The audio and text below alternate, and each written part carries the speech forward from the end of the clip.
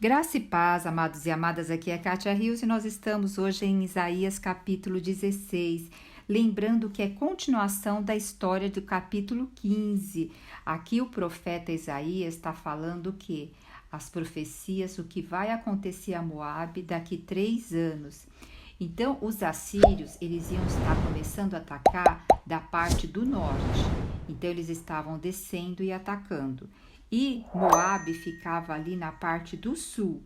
Então, quando os assírios começassem ali a caminhar para atacar, eles iam fugir para a cidade de Sela, que ficava mais assim ao sul ali.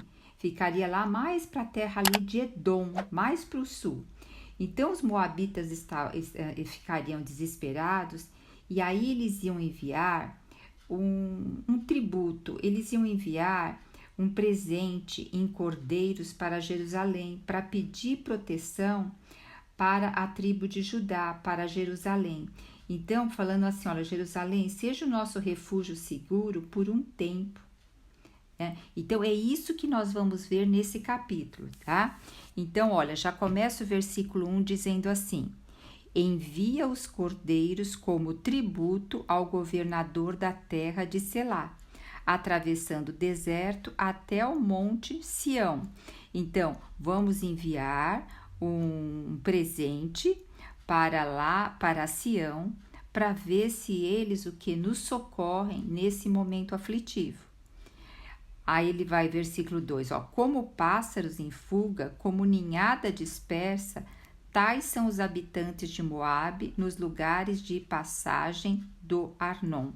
Então eles estão falando, olha, que nós somos como pássaros que estamos fugindo, uma ninhada dispersa.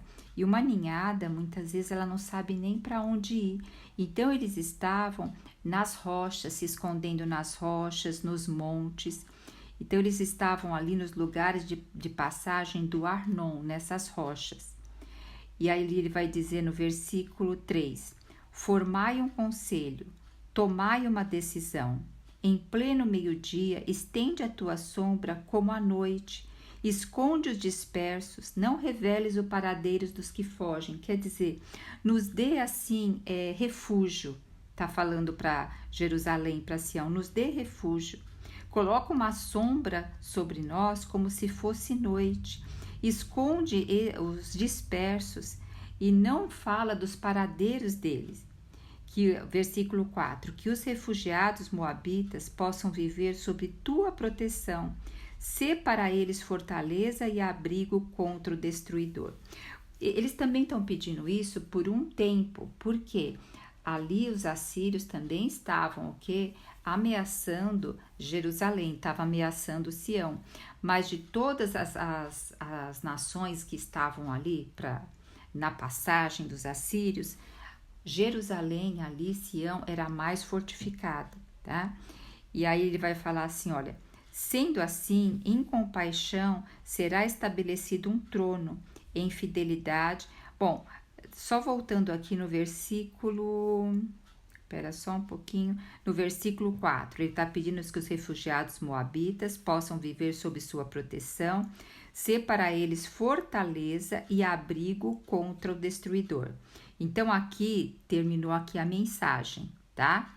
Aí depois vem aqui o 4b, o opressor há de ser exterminado, a destruição terá fim e o opressor será eliminado da terra. Então, aqui já é a resposta de Jerusalém, de Sião, tá? Dizendo assim que o opressor vai ser exterminado. Sendo assim, em compaixão será estabelecido um trono, em fidelidade um homem se assentará nele, na casa de Davi, um juiz que batalhe pela justiça e se apressa em defender o direito. Então, ele está falando que vai haver, no futuro, um homem que vai ser descendente de Davi e que vai governar e vai estabelecer ali seu trono com fidelidade e vai se assentar ali na casa que vai vir da casa de Davi e vai se assentar no templo. E é um juiz que vai batalhar pela justiça de todos, dar direito a todos. Então aqui é também a profecia de quando vier o novo céu e a nova terra, que vai haver um juiz justo para todos, tá?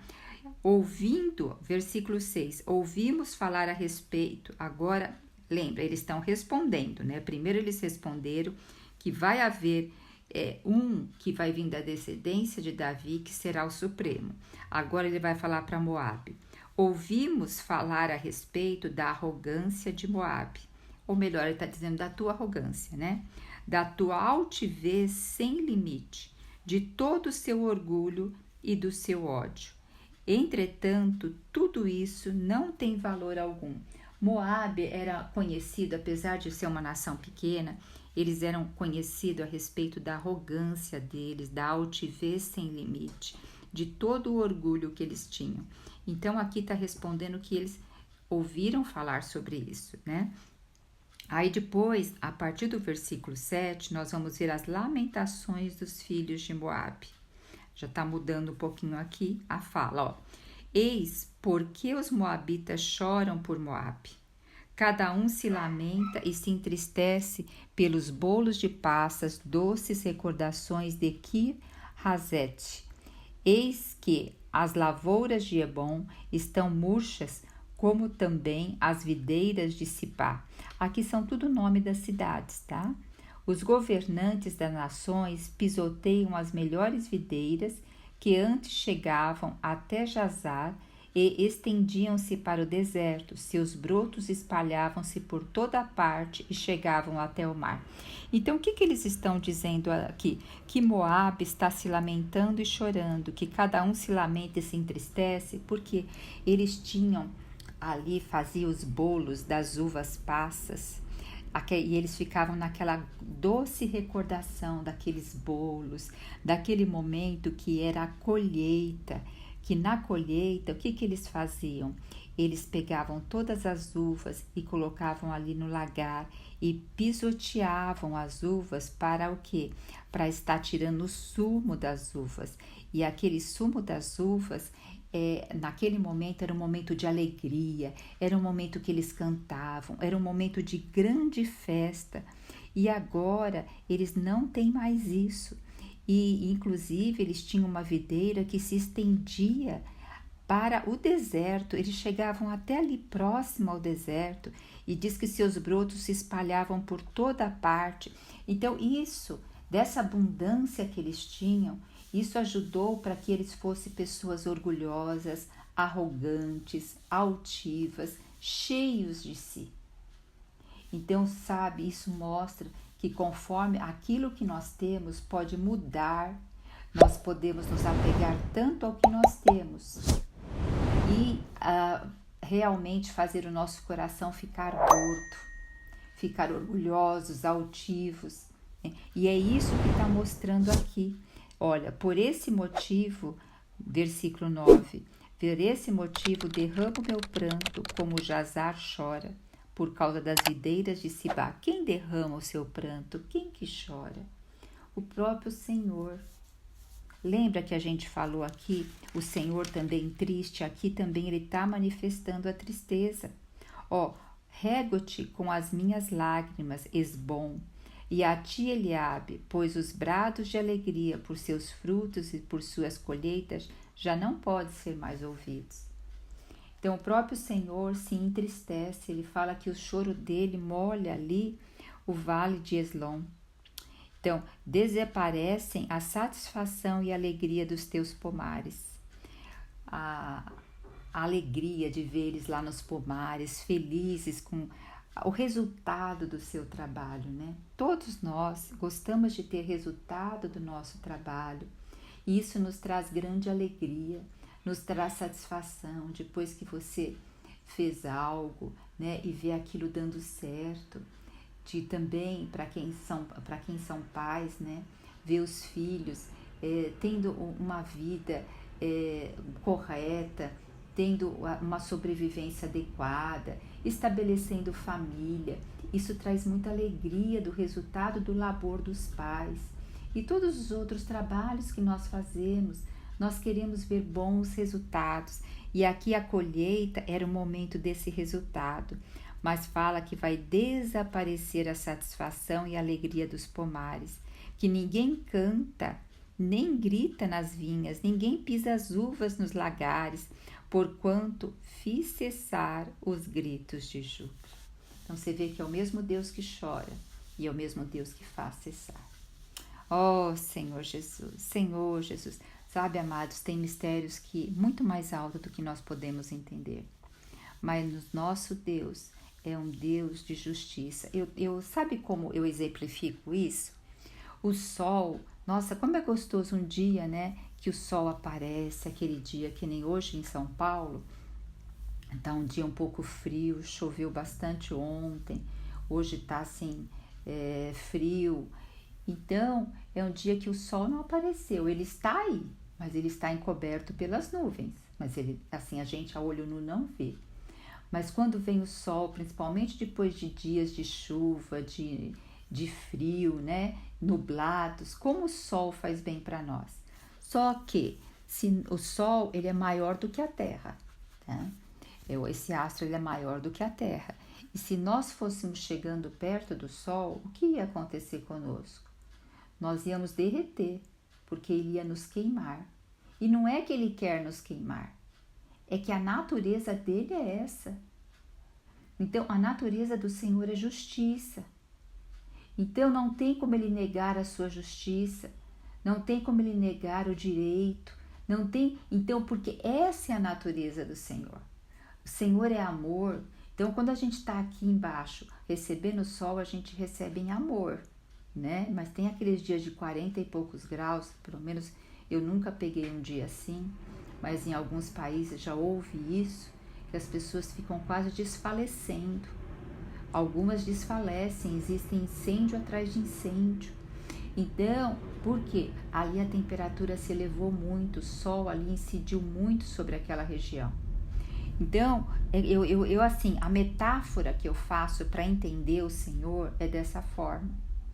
Então, o Senhor está triste aqui com o que está acontecendo com Moabe, mas ele é essa natureza, essa virtude.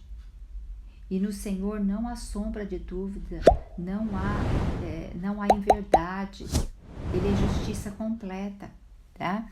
E diz aqui, eis a razão porque as minhas entranhas gemem, como a harpa por Moabe. O íntimo do meu ser estremece por Quis-Heres. Gente, o nosso Deus. Eis a razão porque as minhas entranhas gemem. Oh, Senhor Jesus. O nosso Deus, ele realmente quer ver todos sem arrogância, sem altivez e realmente rendendo seu coração a ele. Vendo que toda fonte de nossa vida, de tudo que somos, temos, vem dele, né?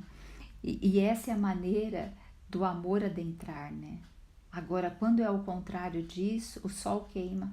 Ó Senhor Jesus.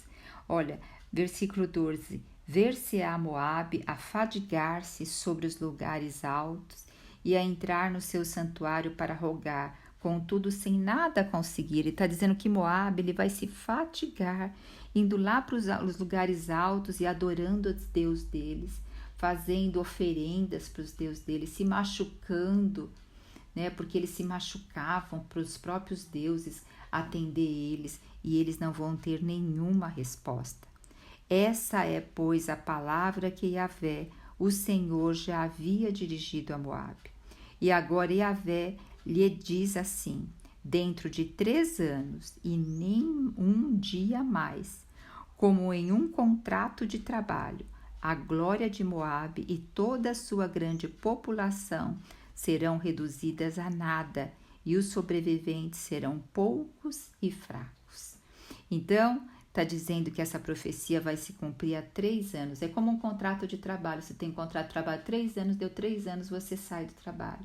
Então, ele dá o mesmo exemplo aqui, que essa população vai ser reduzida a nada e serão os que sobreviverem poucos e fracos.